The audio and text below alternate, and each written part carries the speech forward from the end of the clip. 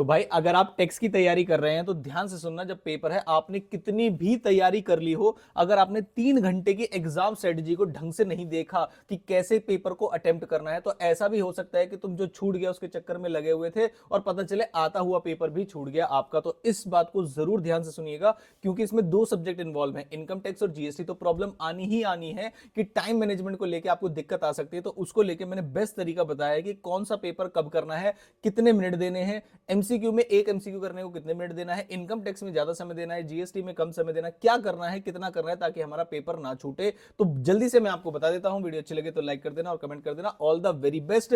Paper बिल्कुल बढ़िया जाएगा आपका, बिल्कुल दिक्कत मत लेना। लास्ट टाइम एक पॉजिटिव बात बता के मैं आपको शुरू करता हूं। लास्ट टाइम टेक्स्ट का पेपर बहुत बहुत बहुत ज्यादा घुमा के पूछा था, तो ऐसी उम्मीद की जा रही है। मैं ये तो नहीं बोलूंगा बहुत सिंपल आएगा, क्योंकि टैक्स का पेपर है, लेकिन बहुत ज्यादा नहीं घुमाया जाएगा। और अगर इनकम टैक्स मुश्किल आया तो जीएसटी इजी आ जाएगा, और अगर जीएसटी मुश्किल आया तो इनकम टैक्स इजी आ जाएगा। डिस्क्रिप्टिव मुश्किल आया तो एमसीक्यूज आसान आ जाएंगे। तो कुछ ना कुछ आपको ऐसी चीजें होंगी जिससे आप आसानी से पेपर में पास हो सकेंगे। और ये पेपर के बाद भी मैं रिव्यू बनाऊंगा, आप देख लेना, पास होने लायक पेपर होगा। ठीक है, अब आते हैं सर 3 घंटे के इस जो पेपर है उसमें हमें क्या क्या करना है। तो जीएसटी जो 15 मार्क्स के एमसीक्यूज आएंगे और 35 मार्क्स का क्वेश्चन हमें उसमें से करना है। फर्स्ट क्वेश्चन 10 और 5 मार्क्स का होगा, 15 मार्क्स का वो कंपलसरी क्वेश्चन होगा, और बाकी 3 क्वेश्चन में से आपको 2 करने होंगे, और 35 मार्क्स ये बन जाते हैं। और 15 नंबर के एमसीक्यू। सेम गोज पर आपका इनकम टैक्स। यहां पर जो 10 और 5 के रेशियो में ना आके जनरली 15 मार्क्स का एक क्वेश्चन आता है, उसका जनरली वो पीजीबीपी से होता है।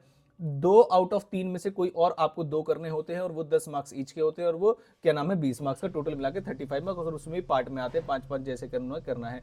टाइम एलोकेशन क्या होना चाहिए, तो सर आप जो कंपलसरी क्वेश्चन है उसे 2 मिनट देना है 1 मार्क के क्वेश्चन के लिए। इसका मतलब कंपलसरी क्वेश्चन है आपके 15 मार्क्स का, तो उसे कितने समय देने हैं, तो 2 मिनट के हिसाब से निकाल लीजिए। यानी कि जो कंपलसरी क्वेश्चन है उसको एटलीस्ट आपको 30 मिनट्स देने ही देने होंगे, फिर चाहे वो जीएसटी का है और चाहे वो इनकम टैक्स का है। उसके बाद जीएसटी के एमसीक्यूज आपको करने हैं 15 मिनट में, इनकम टैक्स के एमसीक्यूज आपको 20 से 30 मिनट लगा के करने हैं, क्योंकि उसमें समय लग सकता है, कंपटीशन ज्यादा हो सकती है। लेकिन जो जीएसटी के एमसीक्यूज है 15 मिनट में हो जाएंगे। अभी मैंने 17 मिनट की शायद एक वीडियो डाली है जिसमें मैंने एमसीक्यू सॉल्व कराए 2 एमटीपीज के जीएसटी के, वो 17 मिनट में हो गए। तो जल्दी चांसेस है कि आप, लेकिन ध्यान से सुनना, 15 मिनट का मतलब नहीं जल्दबाजी भाई। क्वेश्चन क्वेश्चन क्वेश्चन बहुत बहुत बहुत ध्यान से पढ़ना। पता चले आता हुआ क्वेश्चन आप गलत करके आ गए कि मैंने तो सप्लायर नहीं देखा था, मैंने तो रिसिपेंट नहीं देखा था, या मैंने ऑप्शन ढंग से नहीं पढ़े थे, तो या रिक्वायरमेंट ढंग से नहीं पढ़ी थी। तो एमसीक्यू को करने से पहले रिक्वायरमेंट को जल्दी से आपको देखना है। अब पेपर का सीक्वेंस क्या रहने वाला है, पहले जीएसटी करूं या पहले इनकम टैक्स करूं। तो जिनका इनकम टैक्स स्ट्रांग है वो शुरू कर सकते हैं। मेरा ऐसा सजेशन है आपको, कंसिडरिंग द टाइम कितना लग जाता है इनकम टैक्स पे, फिर जीएसटी के लिए समय नहीं बच पाता। 2 घंटे कम से कम आपके लग जाएंगे, 2 से सवा 2 घंटे इनकम टैक्स को करने में, अगर आप अच्छे से करने बैठोगे। तो उसके लिए आपको क्या करना है कि पेपर सीक्वेंस क्या करना है, देखिए जो 15 मिनट बचेंगे भाई उसमें एमसीक्यूज मत पढ़ना, प्लीज प्लीज प्लीज एमसीक्यूज मत पढ़ना, सिर्फ पार्ट पढ़ना। आप कंपलसरी क्वेश्चन दोनों के छोड़ के जो बी पार्ट है वो पढ़ लेना। हालांकि इतना समय बचता ही नहीं है, वो फिलविल करने पड़ जाते हैं, तो कि आपको 15 मिनट पूरे मिले। फिर भी आपको जो समय मिलेगा उसमें आपको क्या करना है, जितना भी समय आपको मिलेगा उसमें आपको करना है क्या, उसमें आपको करना है डिसाइड करना कि जीएसटी में से कौन सा क्वेश्चन आप छोड़ने वाले हैं और कौन सा लिखने वाले हैं। और अगर उसमें भी टाइम बच जाए आपको, तो इनकम टैक्स में भी आपको डिसाइड करना है। पार्ट बी में कंपलसरी क्वेश्चन कोई बच्चा नहीं पढ़ेगा, ना एमसीक्यूज पढ़ेंगे इन 15 मिनट्स में, बस बाकी के पार्ट बी में से जो 2 आउट ऑफ 3 है इनको देखना है। अब पेपर शुरू हो गया, आंसर शीट अलग अलग आएंगी। बहुत बहुत बहुत सारे बच्चे ऐसी गलतियां करते हैं कि फ्लो में फिर पार्ट बी भी शुरू कर दिया। आंसर शीट्स अलग अलग आएंगे, तो प्लीज ध्यान रखिएगा। दूसरा सवाल बच्चे ये पूछते हैं सर एमसीक्यू की कैलकुलेशन कहां करें, तो आंसर शीट के लास्ट वाले पेज पे कर लीजिएगा, वो कोई दिखाने की जरूरत नहीं होती है आपको। अब आ जाते हैं सर पेपर के सीक्वेंस पर। सबसे जो पहला आधा घंटा होगा ना, आपका टारगेट ये होना चाहिए कि 2 में से जो 3, यानी कि जो 20 मार्क्स का पेपर है आपका, 2 आउट ऑफ 3 डिस्क्रिप्टिव पार्ट में से जो जीएसटी वाला पार्ट है वो आप कर ले। और यहां पर आप एटलीस्ट 20 मार्क्स के पेपर को अच्छे से अटेम्प्ट कर दो, क्योंकि वही हिस्सा होता है जो पास कराने वाला होता है। मैं ये नहीं कह रहा 20 के 20 ही आते होंगे, 10 आता होगा आपको, 15 आता होगा, उसको सिक्योर कर लीजिए। फिर उसके बाद नेक्स्ट जो 30 मिनट्स हैं आपके, उसमें जीएसटी का ही कंपलसरी क्वेश्चन करें आप, और उसमें 10 मार्क्स वाला और जो 5 मार्क्स वाला। स्टेप मार्किंग उसमें कैसे मिलेगी अभी बताता हूं आपको। तो टोटल मिला के 1 घंटा हो गया है आपका। और जो कंपलसरी क्वेश्चन है वो आपका आता है कितने मार्क्स का, क्या नाम है आपका, आता है 15 मार्क्स का। तो टोटल 1 घंटा बीत जाने के बाद आपका जो जीएसटी है वो पूरा पैक हो जाएगा पार्ट बी। और नेक्स्ट जो 15 मिनट्स आप लगाओगे उसमें आपका फिर से 15 मार्क्स यहां पर कवर हो जाएंगे। तो यानी कि 1 घंटे और 15 मिनट के समय के आसपास, 5-7 मिनट ऊपर नीचे हो सकते हैं, उसमें बिल्कुल भी डरने वाली बात नहीं है। आपको टोटल पेपर कर देना है कितने मार्क्स का, आपको टोटल पेपर कर देना है 50 मार्क्स का। तो इन अगर मान लीजिए 1 घंटे 15 मिनट में ना होके ये 1 घंटे 30 मिनट में हुआ, इसका मतलब ये है कि आपको क्वेश्चन आते होंगे और आपने अच्छे से लिखे हैं। तो आधे पेपर का समय जाने के बाद आपके पास आधा समय बचेगा और बिल्कुल भी टेंशन नहीं लेनी है। वैसे 1 घंटे 15 मिनट में हो जाएगा, एमसीक्यूज वगैरह सारे हो जाएंगे, मुझे ऐसी उम्मीद है। और स्पीड में थोड़ा सा लिखोगे तो ठीक है, अदरवाइज 15 मिनट ऊपर नीचे चल जाएगा। उसके बाद सर पहले 40 मिनट, यानी कि वहां जो मैंने 30 मिनट दी थे, यहां पर मैं आपको 40 मिनट दे रहा हूं। जो एमसीक्यू का जो इनकम टैक्स का डिस्क्रिप्टिव पार्ट है 2 आउट ऑफ 3, वही वाला आप यहाँ पर सॉल्व करेंगे। और यहाँ पर जैसे सॉल्व करेंगे फिर से आपके 10 मार्क्स यहाँ पर कंफर्म हो जाएंगे।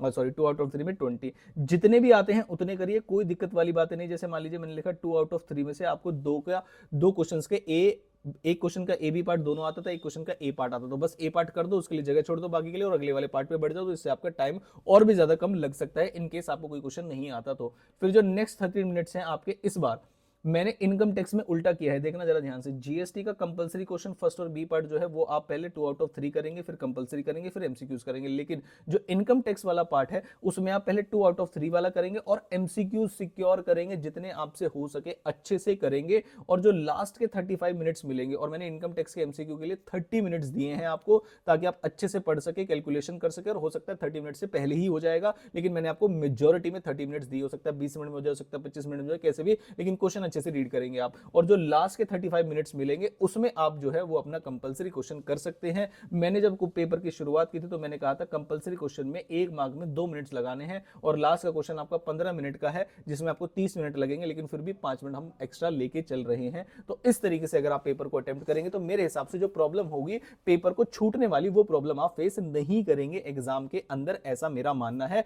फिर से समराइज कर देता हूं, 1 मिनट के अंदर आप समझ जाएंगे इसको। सबसे पहले क्या करना है सर, सबसे पहले जीएसटी का डिस्क्रिप्टिव पार्ट करना है, उसके बाद क्या करना है कंपलसरी क्वेश्चन जीएसटी का, उसके बाद क्या करना है जीएसटी के एमसीक्यू साइड कर दीजिए पेपर को, अगली आंसर शीट उठाइए। इनकम टैक्स में सबसे पहले डिस्क्रिप्टिव पार्ट का 2 आउट ऑफ 3 करना है, उसके बाद इनकम टैक्स के एमसीक्यूज करने, लास्ट में नहीं करने एमसीक्यू। और जो आपका कंपलसरी क्वेश्चन है, क्वेश्चन नंबर 1, वो आप लास्ट में करेंगे, ताकि जहां पर भी जाके छूट जाए आप स्टेप मार्किंग ले सके। और सारे बच्चे सुन लीजिए, स्टेप मार्किंग कब मिलेगी आपको? स्टेप मार्किंग तब मिलेगी जब आप स्टेप्स लिखेंगे, यानी कि जब आप प्रोविजन लिखेंगे। तो स्टेप मार्किंग लिखने के लिए आपको क्या करना है? स्टेप मार्किंग के लिए आपको जिस भी क्वेश्चन में वर्किंग नोट्स हैं, जिसमें कैलकुलेशन पार्ट्स में इन्वॉल्व है, तो वर्किंग नोट्स पहले बना देंगे, मेन आंसर अपना बाद में करेंगे। तो उससे आपके जो स्टेप्स है पहले ही चेक हो जाएंगे और उसमें मार्क्स मिल जाएंगे। बाद वाला पेपर फाइनल आंसर में उतने ही मार्क्स कटेंगे जो आपके फाइनल आंसर के लिए बचे होंगे उसके पास। अदरवाइज आप पहले क्वेश्चन कर देते तो उसके हाथ में होता है कि वो स्टेप मार्किंग दे कितनी दे ना दे। तो आप वर्किंग नोट पहले बनाइए, मेन आंसर बाद में करिए, तो मेरे हिसाब से उसमें आपको ज्यादा चांसेस है अच्छे स्टेप मार्किंग मिलने के। अब आता है सर कि मान लीजिए सैलरी का क्वेश्चन आ गया और एचआरए वगैरह हम निकाल रहे हैं, तो क्या पूरा पूरा प्रोविजन समझाएं, rent paid minus 10% of salary, और क्या ऐसे ऐसे करना है? तो सारे बच्चे ध्यान से सुनेंगे। जैसे मान लीजिए आपने एचआरए की कैलकुलेशन की, तो जब एचआरए की कैलकुलेशन करोगे तो सीधा कैलकुलेशन करने लगना। आप रेंट पेड मान लीजिए 12,000 रेंट पेड है, तो 12,000 into 12 minus 10% of salary, for example मैंने कहा 1.5 लाख है।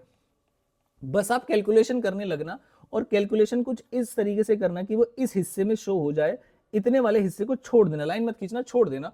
अगर एग्जाम में समय बचे आपके पास, जो कि मेरे हिसाब से नहीं बचेगा, तो वहां पर उसके बाद आप यहां पर जाकर प्रोविजन लिख देना। स्पेशली मैं सैलरी की बात कर रहा हूं जिसमें बहुत सारे प्रोविजन, तो rent paid minus 10% of salary, maximum limit. तो यहां पर जब आप लिखोगे ना, जैसे ये लिखा आपने रेंट पेड है, फिर 10% ऑफ सैलरी, 50% ऑफ सैलरी, या जो है, तो यहां पर जब वो सैलरी की बारी आएगी 50% ऑफ सैलरी, तो सैलरी और ब्रैकेट में सैलरी और नीचे सैलरी का मतलब, बस आपको सारे प्रोविजन लगाने बैठ जाओगे ना तो भाई पेपर में समय नहीं बचेगा। तो आप यहां पर बस न्यूमेरिकल सॉल्व करते रहिएगा। हाँ, सैलरी की मीनिंग जरूर बता दीजिएगा कि ऊपर मैंने जो अमाउंट लिए 1,50,000 की, उसमें सैलरी कैसे निकाली थी मैंने, तो सैलरी ऐसे निकाली थी। और जब समय बच जाए तब आके इधर जाके आप सॉल्व करके दिखाना। इनकम टैक्स में आप प्रोविजन समझाने नहीं जा रहे हो, इनकम टैक्स में आप क्वेश्चन को सॉल्व करने जा रहे हो। तो मेरे बच्चे बात मेरी ध्यान से सुन लेना, बहुत ज्यादा प्रोविजन लिखने में रह गए तो गड़बड़ हो जाएगी। प्रोविजन लिखने का पेपर जीएसटी का होता है, इनकम टैक्स का पेपर सॉल्व करने का होता है। तो आप जो प्रोविजन वाली चीजें लिखने हैं वो साइड में स्पेस छोड़ दीजिएगा, समय बचे तो लिख देना, अदरवाइज छोड़ देना। तो ये थी 3 घंटे की स्ट्रेटेजी जो आपको एग्जाम में बहुत ही ज्यादा हेल्प करने वाली है। आई होप ये जिन बच्चों का लास्ट पेपर है बहुत बढ़िया जाए और बहुत अच्छा परफॉर्म करके आए एग्जाम में। All my best wishes are with you. और भी कोई रिक्वायरमेंट होगी जिन बच्चों को ग्रुप 2 है वो उनको आगे वीडियोस मिलती रहेंगी। अच्छे से वीडियो को लाइक करके जाना, ऑल द वेरी बेस्ट। और नीचे कमेंट में लिख के जाना कि आप 200% देंगे, 3 घंटे तक डटे रहेंगे और लिखते रहेंगे, पेपर को छोड़ेंगे नहीं। सारे बच्चे कोशिश करेंगे ऑलमोस्ट पूरा पेपर अटेम्प्ट करके आएंगे। कोई एग्जामिनेशन का क्वेश्चन आ गया आपको आते नहीं तो कुछ भी लिख के आ जाना, दिस प्रोविजन इज एग्जेम्प्ट, और उसके बारे में कुछ लिख देना, कुछ भी चीज ऐसी जो आपको लगता है। जैसे पूछे टीडीएस एप्लीकेबल है नहीं है, आपको नहीं आ रहा तो बता दीजिए, या तो एप्लीकेबल है तो कमा देना, ठीक है। थैंक यू सो मच, मिलता हूं आपसे आगे।